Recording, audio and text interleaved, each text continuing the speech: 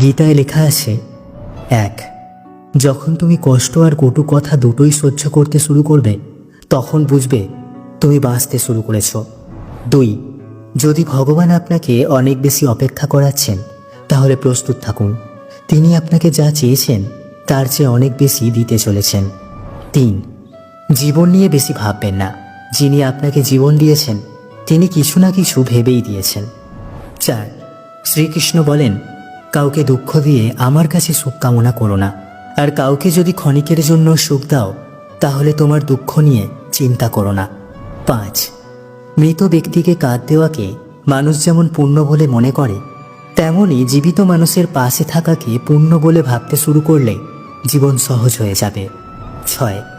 আমাদের অকারণে কোনো মানুষের সাথে দেখা হয় না। আমরা কিছু মানুষের থেকে শিক্ষা পাই আর কিছু মানুষের থেকে জ্ঞান পাই।